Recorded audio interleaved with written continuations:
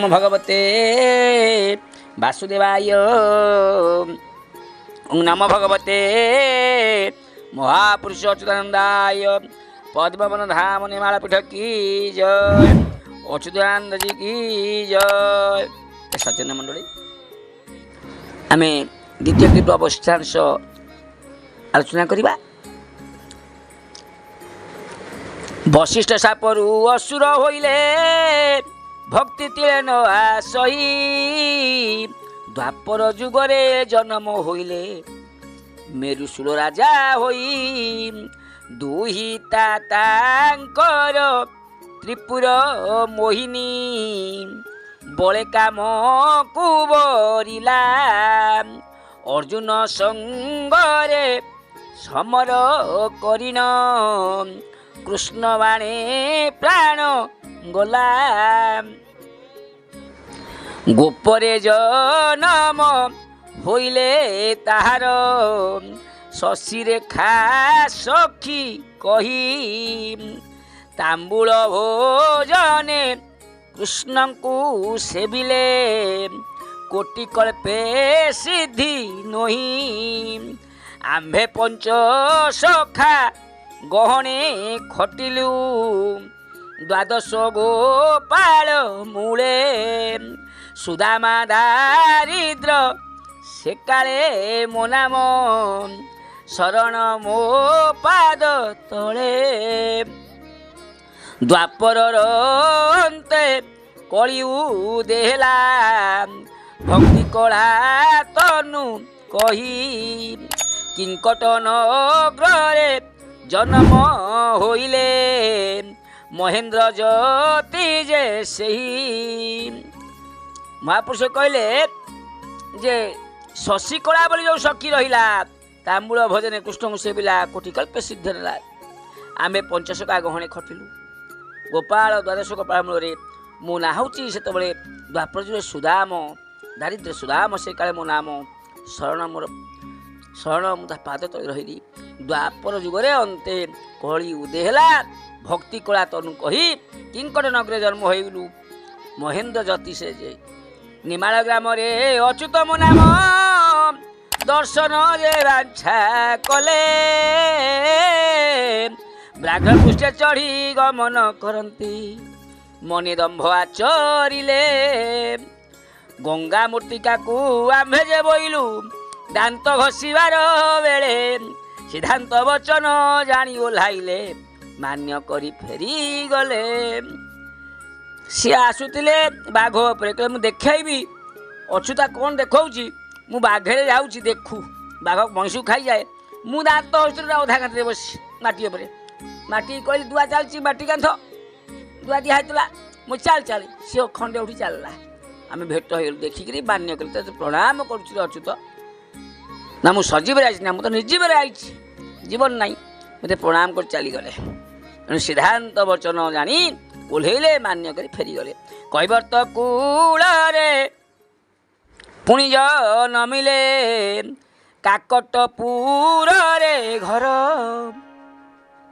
बालुत भावरे काल कटाइले अकलंती भक्ति तार। कुबेर कूलरे पुणी नमिले 12 वर्षे भटांतर। बालीपाटणारे भक्ति साधिले समाधि रहिछि तार। खंड खंडायत कूलरे जन्म नीलाद्य काल जानी। द्वितीय अंकरे जन्म होइब कहिब पद निशाणी। कविता पणरे बड़ चतुरता से कपटे भ्रमिब मही। षडबीजे मंत्र भजन करिब एथु सार आहु नाही। जेतबेले कैवर्त घरे जन्म हम काकटपुरे पुणी कुबेर कूले जन्म हो 12 वर्ष अटांतरे बालीपटना भक्ति साधिब समाधि रहिब तार। खंड खंडायत कूले जन्म हो लीला आद्य कर। द्वितीय अंक जन्म हो कह पद निशाणी কবিতা ফଳରେ বড় ଚତୁର୍ଥା କପଟେ ସମସ୍ତ ଓଡ଼ିଶା ମଣ୍ଡଳ ସେ ଭ୍ରମଣ କରିବ, ଷଡ଼ବୀଜ ମନ୍ତ୍ର ଭଜନ କରିବ, ଏଠୁ ସାରା ଆଉ କିଛି ନାହିଁ। ଆଉ ଗୃହସ୍ଥ ଧର୍ମରେ କିଛି କାଳ ଯିବ, 50 ଶିଷ୍ୟ କରିବ, ସପ୍ତପଞ୍ଚାତ୍ମିକ ବ୍ରହ୍ମଗୁଣାଣକୁ ପ୍ରଣମରେ ପଚାରିବ। ପିତା ଘନ ଶ୍ୟାମ ମାତା ତା ଜାନକୀ, ତାର ନାମ କକ୍ଷର, ବାତ୍ସଲ୍ୟ ଧରମ କେହି ନ ଜାଣିବେ, ଅବଧୂତ ବାଣୀ ତାର। ଖୋଜି ବୁଲୁଥିବେ ଅନେକ ଭକତ, ତା ଭେଟ ନ ପାଇବେ। ପିତା ଯଜ୍ଞ କାଳେ ମଧୁକ୍ରୋଟ ଠାରେ, ଶିଷ୍ୟ ନେଶତ ହେବେ। ଧାରଗାର ପଣ କିଛି ନ ରହିବ, ନ ମାନିବ ବାଣୀ କାର। ଚୂନ କାଳି ଦେବ ଫକ ସନ୍ନ୍ୟାସୀଙ୍କୁ, ଅଚ୍ୟୁତି କହିଲେ ସାର। ତ୍ରିଶୂଳକୁ ସ୍ଥାପି ତ୍ରିଗୁଣକୁ ଲେଖି, ଚାରି ବେଦ ଯୋଗ କର। ଏହି ଅଙ୍କେ ନିଶ୍ଚୟ ଘରୁ ବାହାରିବ, ନଥିବ ଆପଣା ପର। ଲୋକ ଖୋଜି ବୁଲୁଥିବେ ସେ ଲୋକଟି କେଉଁଠି ଅଛି ବୋଲି, ଭକତ ଖୋଜୁଥିବେ ଭେଟ ନ ପାଇବେ। ପିତା ଯଜ୍ଞ କାଳେ ମଧୁକ୍ରୋଟରେ ଶିଷ୍ୟ ଅନେଶତ ହେବେ। ଧାର ଗାର ପଣ ତାର କିଛି ରହିବନି, ମାନିବନି କାହା କଥା। ଚୂନ କାଳି ଦେବ ଠକ ସନ୍ନ୍ୟାସୀଙ୍କୁ, ଅଚ୍ୟୁତି ସାର କହିଲେ। ତ୍ରିଶୂଳକୁ ସ୍ଥାପି ତ୍ରିଗୁଣ ଲେଖି, ଚାରି ବେଦ ଯୋଗ କର। ଏଇ ଅଙ୍କେ ନିଶ୍ଚୟ ଘରୁ ସେ ବାହାରିବ, ନଥିବ ତାର ଆପର ଆପଣା ନଥିବ। ବାମ ଦକ୍ଷିଣରୁ ପେଟକୁ କିଳିବ, ବେନି ବିନ୍ଦୁ ବସାଇନ। ନବଯୁବତୀକୁ ଦକ୍ଷିଣେ ଲେଖିବୁ, ତ୍ରୟତତ୍ତ୍ୱ ବିଚାରିନ। ଏହି ଅଙ୍କେ ନିଶ୍ଚୟ କଳା ପ୍ରକାଶିବ, ସେ ଖଣ୍ଡଗିରିରେ ରହିବ।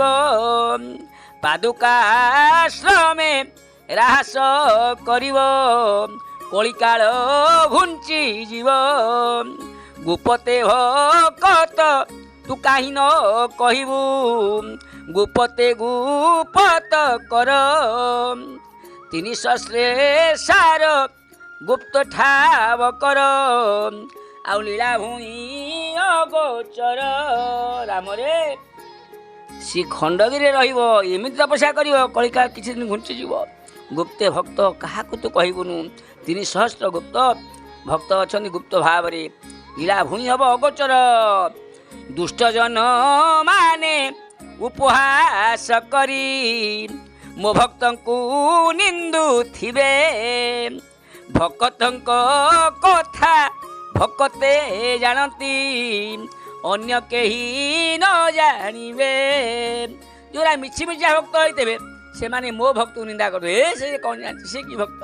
କିନ୍ତୁ ଭକ୍ତଙ୍କ କଥା ଭକ୍ତ ହିଁ ଜାଣିଛନ୍ତି, ଅନ୍ୟ କି କାହିଁ ଜାଣିବ। ସେମାନେ ତ ସବୁ ଦେବୀ ଖପରେ ଯିବେ ନା, ମିଛିମିଛିକା ନାଳିଆ ଗେରୁଆ ପିନ୍ଧି କହୁଛନ୍ତି ଆମେ ଭକ୍ତ ବୋଲୁଛନ୍ତି, ମୋ ଭକ୍ତକୁ ନିନ୍ଦୁଛନ୍ତି। ସେମାନେ ବେଶୀ ଆଗେ ଦେବୀ ଖପରେ ଯିବେ।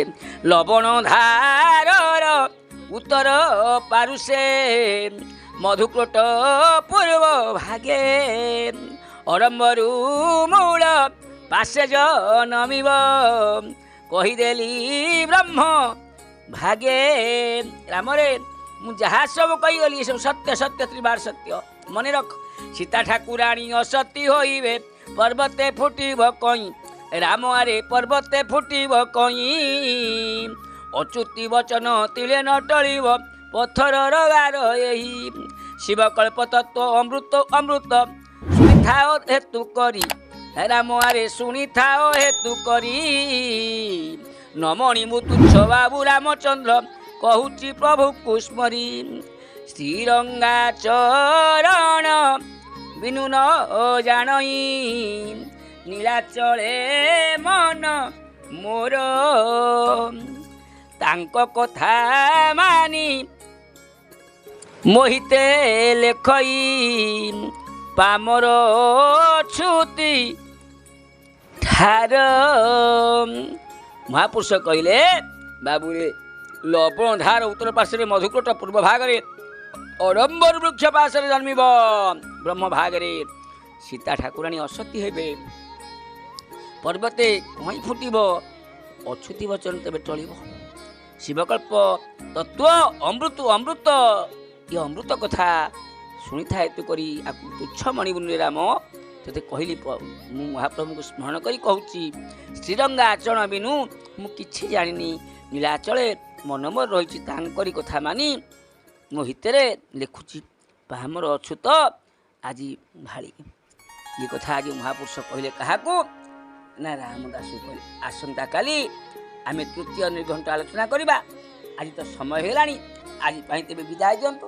ହରି ହରି ଘୋଷ ହରି ନାମେ ରସ ହରି କରି ବେଟି ପାରି।